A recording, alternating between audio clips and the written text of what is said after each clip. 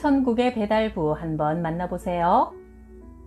1992년 남편 유재근 대령이 명령을 받아 울산으로 갔다. 목사님들 몇 분이 찾아와 믿음의 연대장이 왔으니 부대 교회를 건축해보자고 제안했다. 교회 터를 정하고 교회 실정을 보니 단돈 10만 원도 없었다. 지휘관인 우리가 먼저 건축 헌금을 해야 하는데 여유 자금이 없어 하나님께 1,000만 원만 달라고 기도했다. 언니한테 달라고 하면 줄 테니 말하라고 하셨다. 언니는 시골에서 장사하는 사람인데 여유 자금이 1,000만 원이나 있을까?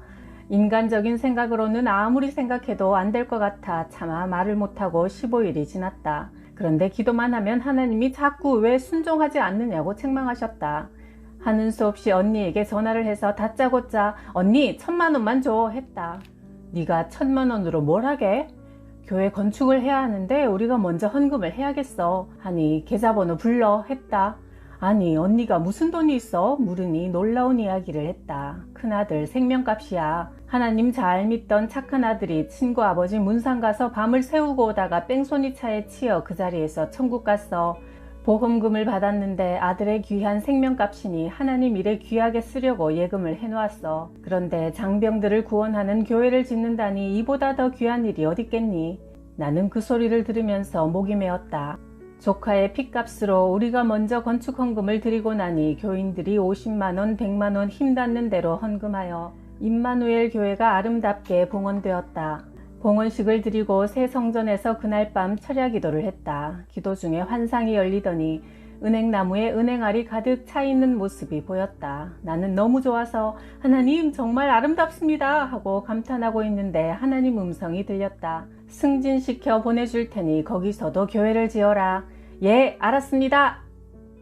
남편이 새로 부임한 지역의 교회에 가서 여자 지휘자를 처음 보는 순간 자아가 매우 강하다는 인상을 받았다. 자기가 맡은 일은 확신 있게 잘 했지만 겸손해야 할 부분이 있었다. 알고 보니 자기 의사가 반드시 관철되어야 하는 성품이라 목사님도 그녀의 의견과 고집을 꺾기 어려워 힘들어하는 사람이었다. 그녀가 겸손하면 하나님께 더 크게 쓰임받을 수 있는 사람이라는 생각이 들어 처음 본 순간부터 그녀를 위해 매일 기도하게 되었다. 4개월을 기도한 후 부활절 주일 예배 때 성가대 찬양이 지휘자인 그녀가 기대하고 원했던 만큼 잘 안 되었던 모양인지 오후 예배도 안 드리고 점심도 안 먹고 가버렸다. 그러자 목사님과 장로님들이 무척 난감해했다.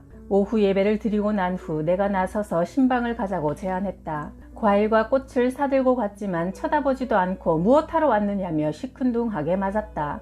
이야기를 들어보니 시아버지가 장로님인데 시아버지도 내 고집을 꺾지 못하고 누구도 나를 어떻게 할 수 없다는 교만이 머리 끝까지 차 있었다. 내가 그녀를 위해 간절히 무릎 꿇고 기도하는 가운데 하나님께서 주시는 영감이 있어 내가 말했다. 집사님은 본래 사모의 사명을 가지고 있었으나 배를 타는 마도로스인 지금 남편의 외모에 빠져 사명을 저버린 결과 지금 물질의 고난을 당하고 있습니다. 지금 운영하는 피아노 학원이 잘 안 되지요. 월세방에 살고 있지요. 그러자 지금까지 기세등등했던 모습이 팍 수그러지면서 내 앞에 무릎을 꿇고 앉아 자세를 고쳤다. 나는 그녀가 지휘자라는 사실만 알 뿐 과거에 대해 들은 바가 전혀 없는 사람인데 이렇게 적나라하게 자기의 모든 것을 파헤치니 무릎을 꿇을 수밖에 없는 것이다. 그런데 함께 온 성가대원 청년에게도 느닷없이 말씀이 선포되었다. 학생 똑똑히 보아라. 너도 사모의 사명이 있는 자다. 그런데 사명을 저버리고 세상길로 가면 너도 이 사람처럼 고난을 겪을 수밖에 없으니 정신 차리고 하나님 뜻대로 살아라. 힘주어 말하게 하셨다. 나는 그 학생의 형편과 처지도 전혀 몰랐다. 학생이 놀라서 울며 말했다. 안 그래도 대학 졸업반이라 진로를 놓고 기도하던 중 주의 길을 가라는 감동을 받았지만 형편이 어려워 돈을 벌어야 되겠다는 생각으로 여행 가이드를 하려고 마음먹고 있던 중이었어요. 나도 놀랐다. 그들의 속에 있는 하나님의 영 외에는 그들의 속사정을 누가 알 수 있겠는가. 교회 온 지 얼마 안 되어 아무것도 모르는 내가 그런 말을 하니 자기들이 믿었지 그렇지 않으면 안 믿었을 거란다.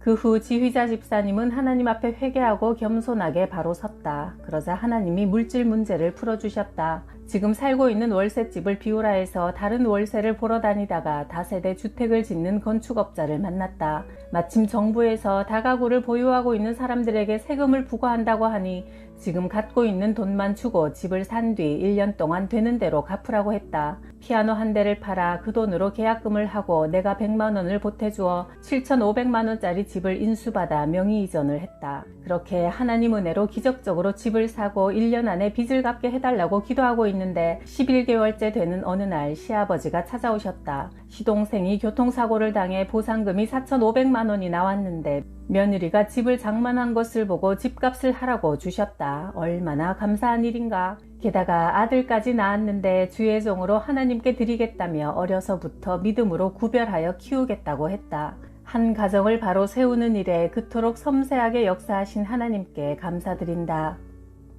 어머니의 몸이 자꾸 말라가 강남 성심병원에 모시고 갔더니 위암이라 했다. 63세 젊은 연세니 수술하면 3년은 더 살 수 있다고 했다. 그 어려운 수술을 하고도 3년밖에 못 산다니 어머니와 함께 100일 새벽 기도를 드렸다. 어머니가 말했다. 98일째 되는 날 새벽 예배 때 환상을 보았다. 내 위장에서 손가락 크기만한 노란 주머니를 떼어내고 들고 있으니 이것은 병주머니인데 이제 이것이 나왔으니 살 수 있다는 음성이 들렸다. 그날부터 어머니는 죽 대신 밥을 잘 드시고 잠도 잘 주무셨다. 어머니는 하나님 은혜로 13년을 평안히 더 사셨다. 모녀가 합심하여 기도할 때 하나님은 응답하시고 영광을 받으셨다. 전도하러 다니다가 지역 조합장 아주머니를 만났다. 처녀 때 예수님 잘 믿었는데 시집을 오니 시어머니가 네 남편은 부처님께 불공들여 낳은 자니 예수 믿으면 안 된다고 해서 주저앉아 있었고 본인은 아기도 못 낳고 황달이 걸려 눈동자까지 노란 상태였다. 교회에서 부흥회가 열려 기도하는데 그녀를 꼭 데려가라는 강한 감동이 왔다. 급하게 달려가니 그녀는 부엌에서 저녁 준비를 하고 있었다. 내가 말했다. 교회 같이 갑시다. 이번에 교회에 나오지 않으면 다시는 오지 않을 거요. 그러자 그녀가 눈물이 글썽글썽해지더니 꿈 얘기를 했다. 사실 어젯밤 꿈을 꾸었는데 꿈에 목사님이 오셨어요. 목사님이 교회에 같이 가자고 하셨는데 우물쭈물하고 있으니 이번에 안 가면 다시는 너를 찾지 않겠노라 말씀하시며 돌아서시는데 얼마나 서운했는지 눈물을 줄줄 흘리다가 꿈을 깼답니다. 그런데 권사님이 오셔서 꿈과 똑같은 말씀을 하시네요. 그날 밤 그녀는 저녁 집회에 나와서 통곡하고 회개하며 다시 주님 앞에 바로 살겠다는 결단을 하고 안수기도를 받고 돌아갔다. 그때부터 병이 낫기 시작해 완치되었다. 시어머니도 네 병만 낫는다면 예수 잘 믿으라고 허락했고 남편까지 함께 교회 나오는 은혜를 받았다. 그 후 한 달쯤 지나 또 반가운 소식이 들려왔다. 누가 아기 없는 집인 줄 알고 사내 아이를 대문 앞에 놓고 갔다며 아이 없는 집에 업둥이 아들까지 들어오니 온 집안이 웃음꽃이 만발해 마을의 화제거리가 되었다. 하나님을 향한 첫사랑을 회복하니 삶의 모든 것이 회복되는 것을 보았다. 딸이 의상학과를 졸업하고 그 분야의 직장에서 근무하고 있었다. 딸의 결혼을 위해 3년간 집중적으로 기도하니 목사 사위를 줄 테니 딸을 사모로서 준비시키라는 마음에 감동을 주셨다. 그래서 딸에게 다시 유아교육을 받게 하고 피아노도 교회 반주 위주로 다시 배우게 했다. 40일 철야 기도를 하던 중에 딸의 배필을 알려주셨다. 같은 구역 권사님의 아들을 지목하시며 말씀하셨다. 내가 크게 쓸 나의 종인데 몸이 아팠다는 이유로 아무도 딸을 주려 하지 않는구나. 네가 품어서 나의 뜻을 이루어라. 네가 아들 같은 사위로 품에 안아라. 너무나 생생하게 들려주신 음성이었다. 그는 다른 교회 전도사로 있는데 뇌종양을 앓았다는 소리를 들은 적이 있다. 기도 가운데 평안이 오면서 건강하고 멀쩡한 사람도 하룻밤에 죽을 수 있고 순교도 하는데 하나님 명령이라면 어떤 조건이든 순종하겠다는 결단이 섰다.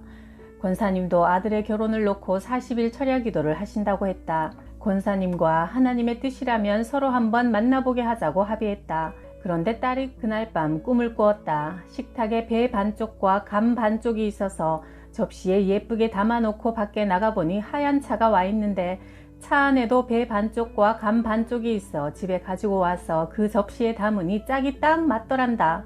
나는 의미심장한 꿈을 꾼 딸의 등을 어루만지며 전도사님을 열린 마음으로 만나보라고 내보냈다. 그랬더니 결혼하자는 청혼을 받았단다. 나중에 권사님이 이런 간증을 했다. 내 어머니가 기도 많이 하시는 분이라 이 아들이 내 태중에 있을 때 목사가 될 터이니 신학교에 보내라고 말씀하셨는데 주위에 구차하게 사는 주의 종들을 보면서 하나뿐인 아들을 그 길로 보내기가 싫어 일반 대학에 보냈습니다. 그런데 대학 졸업할 무렵에 쓰러져 병원으로 가니 뇌종양이라고 하더군요. 종양이 뇌간에 있어 수술도 못하니 어쩔 수 없다고 했습니다. 절박한 심정으로 낫게 해주시면 주의 길로 보내겠노라고 몸부림치고 기도하다가 잠이 들었는데 하늘에서 오색 영롱한 물줄기가 아들의 머리로 흘러내리는 모습을 보고 다 나았구나 확신이 오더라고요. 의사에게 부탁해서 뇌 촬영을 다시 해보니 종양이 사라지고 치유되는 기적을 체험했습니다. 하나님께 약속한 대로 신학대학원에 보냈지요. 딸은 그 아들과 결혼했고 지금은 목동 반석교회를 섬기고 있다. 1979년 10월 어느 날 낮에 구역 식구 영은 집사와 우체국에 볼 일이 있어 같이 갔다. 그런데 영은 집사가 우체국 벽에 걸려있는 태극기와 대통령 사진을 보고는 혼잣말처럼 중얼거렸다. 저 사진이 며칠이나 갈까? 내가 놀라서 그게 무슨 소리야? 물으니 나라를 위해 기도하는데 하나님이 대통령 각하가 얼마 후 총에 맞아 돌아가신대요. 내가 얼른 손으로 입을 막으면서 그런 말 함부로 하지 말라고 주의를 주었다. 며칠 후 목사님이 새벽기도 시간에 말했다. 이 민족이 위기에 처해 있으니 기도하라는 하나님의 우레 같은 음성을 들었습니다. 오늘은 우리 모두 나라와 민족의 평화를 위해 특별히 기도합시다. 1979년 10월 26일은 교회 체육대회를 하기로 예정된 날이었다. 그런데 새벽에 박정희 대통령이 시해를 당하여 체육대회가 취소되었다. 하나님은 기도하는 자들에게 어떤 사람은 음성으로, 어떤 사람은 환상으로, 어떤 사람은 영감으로 미래 일어날 큰일을 알려주시는 분이었다. 나는 이 일을 통해 인간 역사를 주관하시는 분은 하나님이심을 깨닫게 되었다. 울산에 있을 때 어머니가 위독하시다는 소식을 듣고 밤 12시 충청도로 가기 위해 택시를 타려고 서 있었다. 택시 한 대가 와서 서더니 기사가 말했다. 주일 밤에는 택시가 별로 없습니다. 주일이라고 하는 것을 보니 믿는 사람이구나 싶어 안심하고 택시를 탔다. 하나님은 3시간을 가는 동안 택시기사에게 쉴 새 없이 간증을 하게 하셨다. 내가 하나님 만난 이야기, 기도해서 응답받은 이야기, 성령님의 인도에 순종하니 하나님이 복 주신 이야기 등 하나님은 살아계신다는 내용을 계속 전하다가 병원 앞에 도착하니 새벽 4시였다. 기사님이 운전대에 얼굴을 파묻고 흐느껴 울며 말했다. 저는 죄인입니다. 저를 위해 기도해 주세요.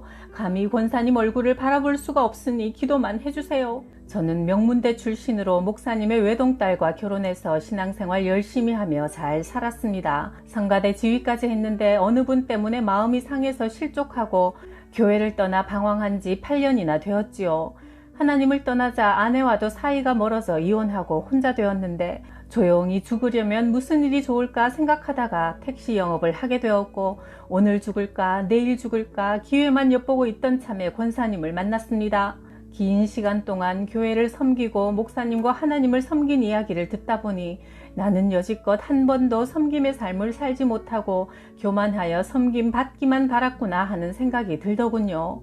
생각해보면 교회를 떠난 것도 다 내 잘못이고 가족을 떠난 것도 내 잘못입니다. 이제 깨달았으니 앞으로 남은 생에는 하나님과 교회를 열심히 섬기며 살겠으니 기도해 주십시오 하여 나는 전심을 다해 기도해 주었다. 어머니의 죽음을 통해 한 영혼을 살려주시는구나 한없이 기쁜 마음으로 병실로 들어서니 어머니가 오늘 임종한다는 영감이 왔다. 그날 밤 어머니는 조용히 숨을 거두고 천국으로 가셨다. 복된 죽음 앞에 하나님께 감사를 드렸다. 하나님을 믿기 전 내 삶은 아무 의미가 없었다. 삶의 목표도 없고 왜 살며 어떻게 살아야 하는지도 몰랐다. 그저 하루하루 지내는 것뿐이었다. 그러던 어느 날 아버지가 갑자기 혈압으로 쓰러져 말 한마디 못하고 돌아가셨다. 죽음이 이렇게 예고 없이 찾아온다고 생각하니 너무나 허무했다. 이렇게 짧은 인생을 사는데 천년만년 살 것 같이 아기 다툼을 하고 시기 질투하면서 살아가는 삶이 너무나 싫었다. 절망에 빠져 있을 때 옆집 아주머니로부터 예수 믿자고 전도를 받았다. 그 전에 먼저 교회 다닌 언니가 수없이 너는 예수를 믿어야 산다고 말했지만 돈 좀 벌어놓고 아이들 다 키워놓고 천천히 믿을 테니 언니 너나 잘 믿으라고 했었는데 아버지를 잃고 허전한 마음을 달랠 길 없어 교회에 따라갔다. 그 후 얼마 되지 않아 내게 심장병이 생겼다. 사소한 일에도 잘 놀라고 호흡이 가빠지면 가슴을 끌어안고 맥없이 쓰러져 부딪혀 상처가 나기 일쑤였다. 심장병으로 오래 살 수 없다는 병원 판정을 받고 수저들 힘도 없을 만큼 약해졌다. 고작 이렇게 살려고 그렇게 아등바등 살았는가 생각하니 너무나 원통했다.